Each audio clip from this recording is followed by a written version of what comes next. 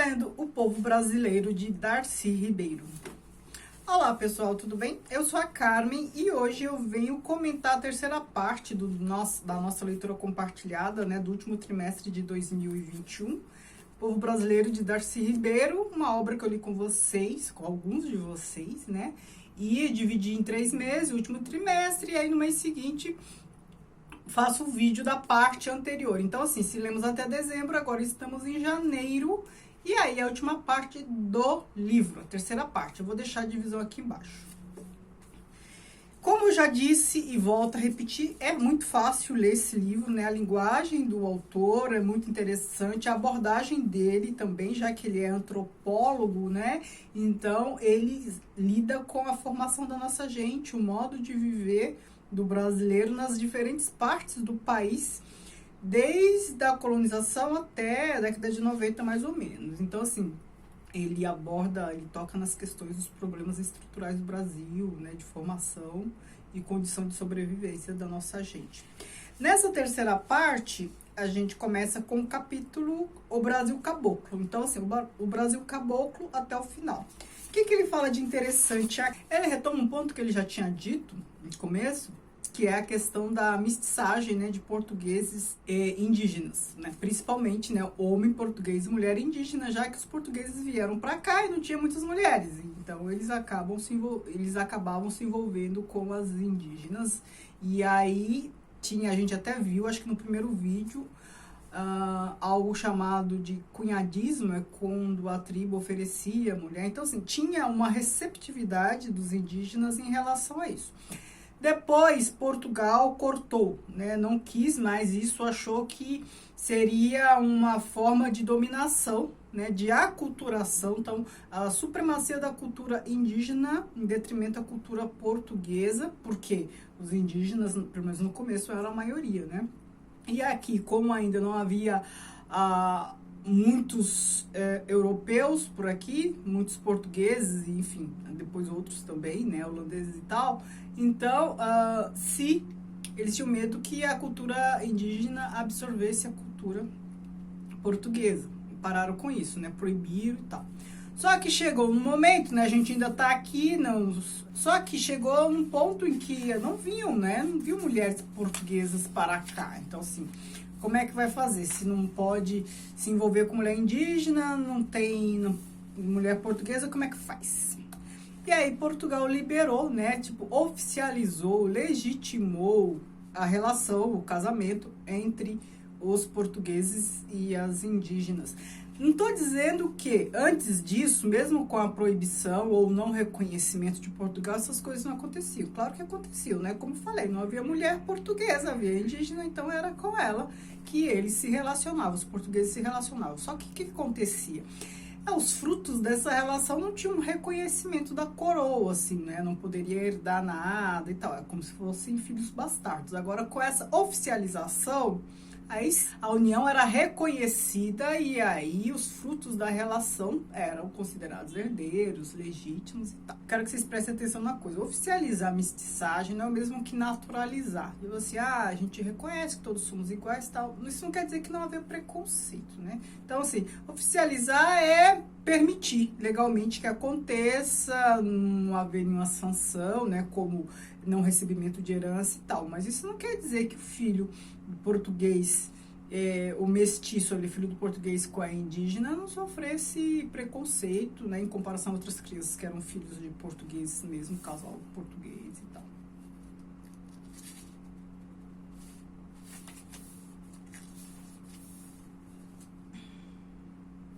Aí ele começa a falar, neste momento, da Amazônia, né, a formação da Amazônia e tal. Aí ele fala assim, processo histórico geraram na Amazônia 3 classes de gente, né?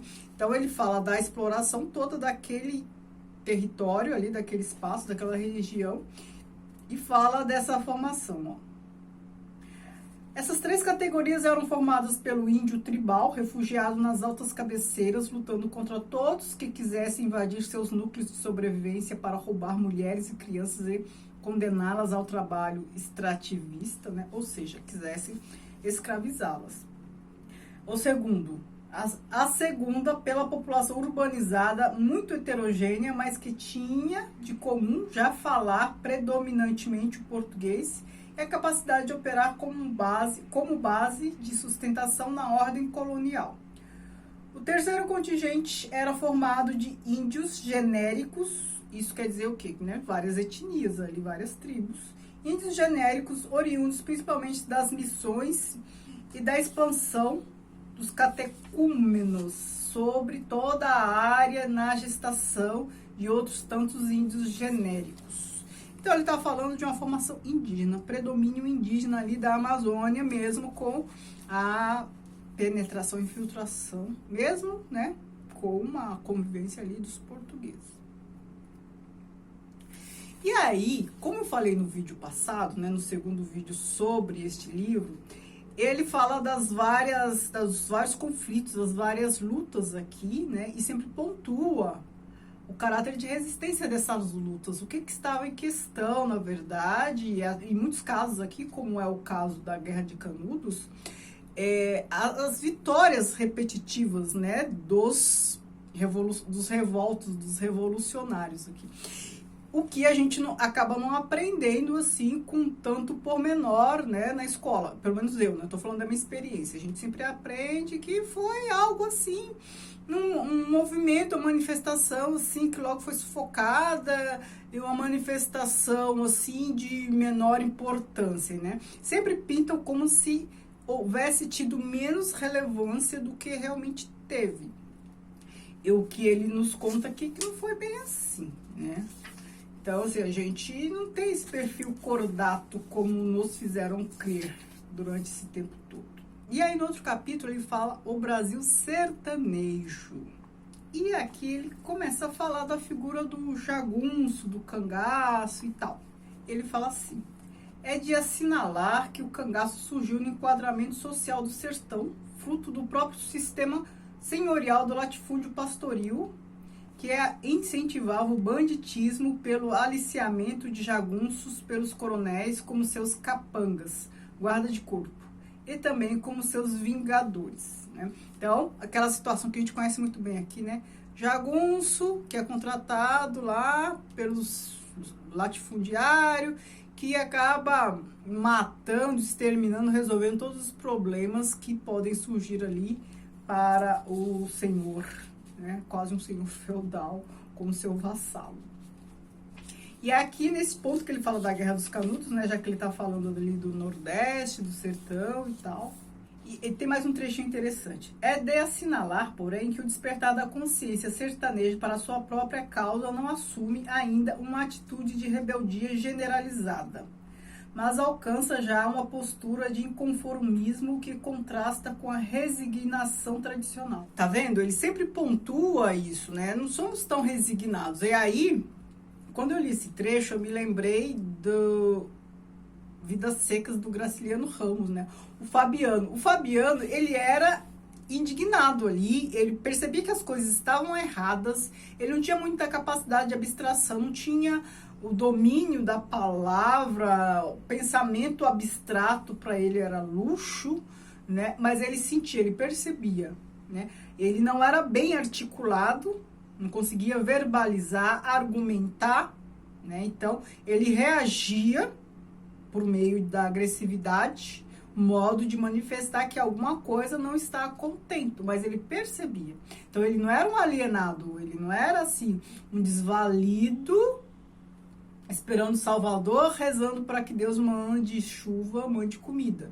Não, ele percebia ali que alguma coisa estava errada. Ele não sabia exatamente o que era, não sabia exatamente o que fazer, não sabia como argumentar, mas ele percebia. Tanto é que ele se envolvia lá em algumas encrencas, né? E ele fala também aqui mais do Sudeste, da formação e tal. E aí ele chega na figura dos bandeirantes, né? Uma figura bem cara aqui, principalmente na região de São Paulo. Quem eram os bandeirantes? Eles eram aqueles caras que iam buscar indígena a laço, né? Então eles eram, digamos, os equivalentes aos jagunços lá do sertão, só que aqui com outro nome. Alguns desses sinistros bandeirantes de contrato traziam de volta dessas batalhas como prova de tarefa cumprida milhares de pares de orelhas dos negros decapitados. ele buscava, caçava indígena e também caçava negros, né? Todos esses que tentavam se rebelar, tentavam sair dessa sua condição. Marginalizados do processo econômico da colônia, em que quase todos estavam voltados para as lucrativas tarefas pacíficas dos engenhos e dos currais de gado, os paulistas acabaram por se especializar como homens de guerra, que é a questão aqui do bandeirante. Recentemente, vocês devem ter acompanhado pela mídia um ato de vandalismo, né? Alguns manifestantes botaram fogo na estátua do Borba Gato, que tem aqui em São Paulo, na Zona Sul. Eu tinha uma época da minha vida que eu passava em frente dela todo dia, achava horrorosa. E Borba Gato era um bandeirante. Vou defender o ato vandalista? Não. Mas a gente também não pode prestar homenagem a sujeitos como este, né? Então, assim, eu gostaria muito que aquela estátua saísse dali, né? Mas por vias legais. Então, assim, junto à Assembleia Legislativa, um projeto, reivindicar politicamente a retirada daquela estátua, porque o que ela representa? Representa isso que eu acabei de ler, né? Então eram pessoas que buscavam no laço negros, indígenas, eram torturadores, tudo isso que gente sensata costuma não apoiar. Então, assim, a gente fica lá rendendo homenagem a um sujeito como aquele, eu apoio o protesto, não apoio o ato de tocar fogo, né? Não é este o meio, mas nós temos que eleger quem são os nossos heróis, né? E aqui ele fala do Jeca Tatu, então assim, ele tá falando do caipira agora. E para falar do Jeca Tatu, né, que representa ali o sertanejo, o caipira e tal, ele cita Monteiro Lobato, né, que criou a figura do Jeca Tatu. Só que ele critica Monteiro Lobato, porque o Monteiro Lobato representou o Jeca Tatu de maneira muito negativa, né? Eu vou ler aqui um trechinho. As páginas de Monteiro Lobato que revelaram às camadas cultas do país a figura do Jeca Tatu, apesar de sua riqueza de observações, divulgam uma imagem verdadeira do caipira dentro de uma interpretação falsa.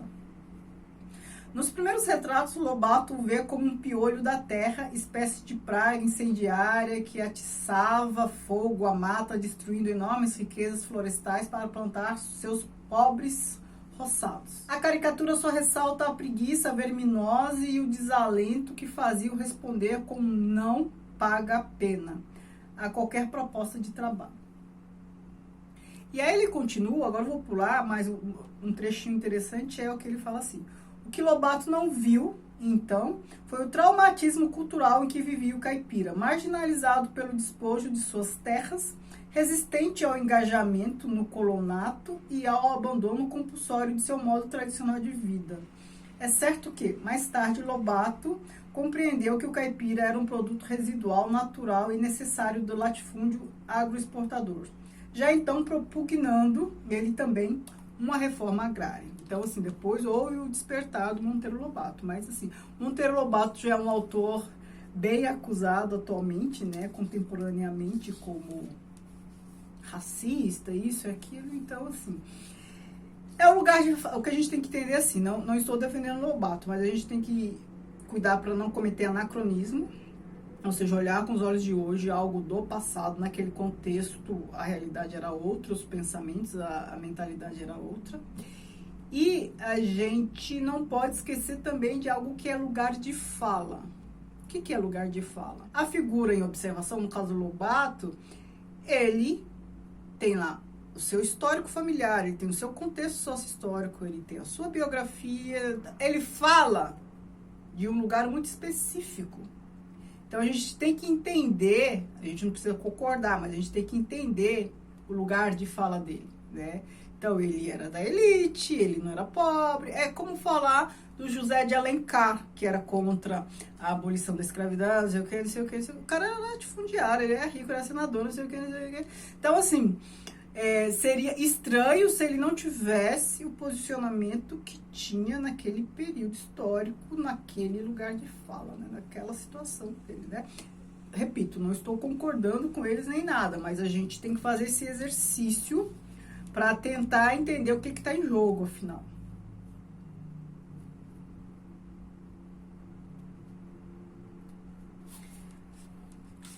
que depois ele fala de distribuição de títulos nobiliárquicos, né, com o período imperial, né, a gente que tinha uma monarquia e os reis, imperadores e tal, eles costumam distribuir títulos nobiliárquicos a quem, né, faz a cerimônia do beijamão, aquelas coisas todas. Então, aqui no Brasil, o título que a gente mais conheceu, assim, mais comum foi de barão, né, os barões do café. E aí, claro, ele não, como não poderia deixar de ser, ele fala da abolição, né? E aí ele explica como foi tudo, como eu falei para vocês, né? Aquele livro Onda Negra, Medo Branco, da Maria Célia, ele explica bem essa parte, né? O que estava em jogo e tal.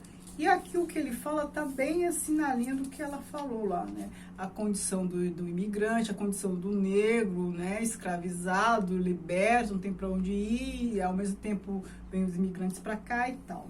E aí, sobre a imigração, ele fala uma coisa assim: as primeiras tentativas que procuravam subjugar o imigrante a um sistema renovado da velha parceria provocaram reclamações consulares e escândalos na imprensa europeia, a que os brasileiros são especialmente sensíveis.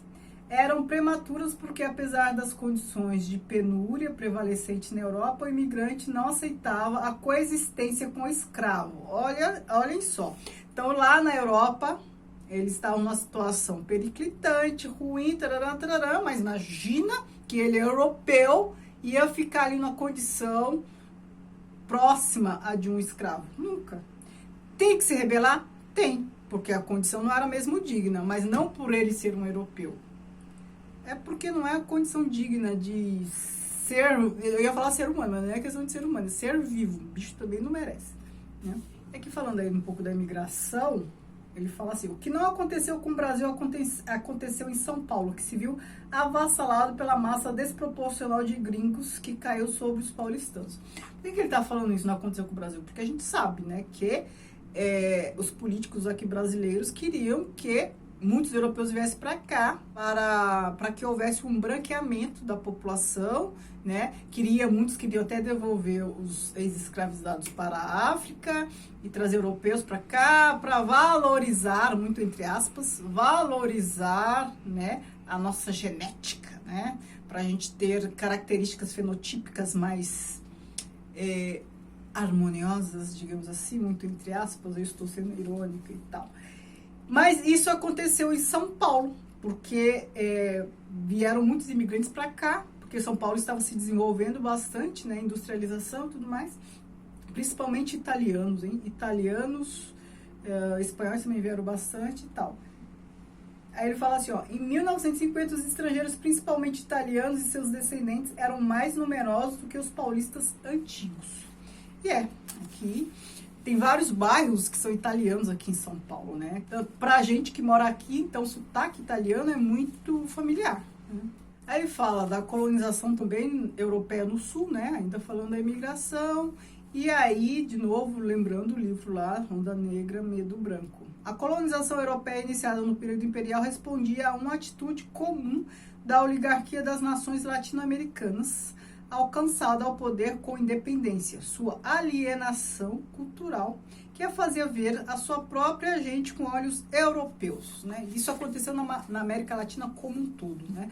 Então a gente tem aí o exemplo da Argentina, que eles dizimaram todos os indígenas e aí quiseram construir uma mini Paris em Buenos Aires e tal. Isso não é uma crítica aos argentinos, na verdade, isso aconteceu na América Latina como um todo. A gente tem aqui o centro de São Paulo também europeizado, né? O centro histórico, porque toda a referência que tinham era a Europa. Então, para eles era a única forma de viver possível, a única forma civilizada. Todo o resto que não se parecesse com aquilo, que não procurasse a imitação daquilo, não era civilização. Isso também, a gente não pode se esquecer que isso está de acordo com toda a mentalidade. Essas teorias pseudocientíficas que eram discriminatórias, né? Que é a questão do calor, né? Quem vive abaixo do trópico do Equador, né? São pessoas etnicamente inferiores, intelectualmente inferiores, por aí vai. Aqui, mais por fim, ele fala assim: o Brasil foi regido primeiro como uma feitoria escravista exoticamente tropical, habitada por índios nativos e negros importados. Depois, como um consulado em que um povo sublusitano, mestiçado, de sangues afros e índios, vivia o destino de um proletariado externo dentro de uma possessão estrangeira. Os interesses e as aspirações do seu povo jamais foram levados em conta, porque só se tinha atenção e zelo no atendimento dos requisitos de prosperidade da feitoria exportadora. Isso é mais ou menos o que a gente viu no outro vídeo, né? E infelizmente isso até hoje. Então tudo que é feito aqui, todas as nossas igrejas, é para cumprir interesses de estrangeiros, né? Então, o que há aqui de natural, de riqueza natural, sempre é valorizado, é mandada para fora, né? A gente tem aqui o país que é o segundo exportador mundial de produtos agropecuários e tal, né? E a gente tem aqui muita gente passando fome. Então, assim, o povo está passando fome é por conta da crise? Não é por conta da crise. Nós somos o segundo exportador mundial. Então, muitos exportadores enriqueceram em 2020. Enriqueceram, ganharam muito mais dinheiro, estavam exportando mais, e o povo passando fome. Então, não é bem crise, né? A questão é política mesmo. Em consequência, coexistiram sempre uma prosperidade empresarial que às vezes chegava a ser maior do mundo. É uma penúria generalizada da população local. A sociedade era, de fato, um mero conglomerado de gentes multiétnicas oriundas da Europa, da África ou nativos daqui mesmo, ativadas pela mais intensa mestiçagem, pelo genocídio mais brutal na dizimação dos povos tribais e pelo etnocídio radical na descaracterização cultural dos contingentes indígenas e africanos. Agora, para encerrar, nunca houve aqui um povo livre, regendo seu destino na busca de sua própria prosperidade. O que houve e o que há é uma massa de trabalhadores explorada, humilhada e ofendida por uma minoria dominante, espantosamente eficaz na formulação e manutenção de seu próprio projeto de prosperidade, sempre pronta a esmagar qualquer ameaça de reforma da ordem social vigente. Agora vamos falar. Agora, quem é? Agora, se tem alguém de direita ou extrema-direita vendo esse vídeo, vai falar: o Darcy Ribeiro era comunista, né? Qualquer coisa que se diga em favor dos pobres, humilhados, ofendidos, né, parece que é comunismo. E a maioria que fala sobre comunismo acusa como se fosse uma ofensa, não sabe nem o que é comunismo, né? E assim encerramos essa leitura que eu adorei fazer. Espero que vocês também tenham gostado. Então, assim, quem não leu junto, mas acompanhou os vídeos e ficou interessado, deu pra ver do que ele trata, deu pra ver como ele escreve pelos trechos que eu li, deu pra ver também se vai agradá-los essa leitura. Eu espero que sim. Me digam o que vocês acharam. Muito obrigada, beijos e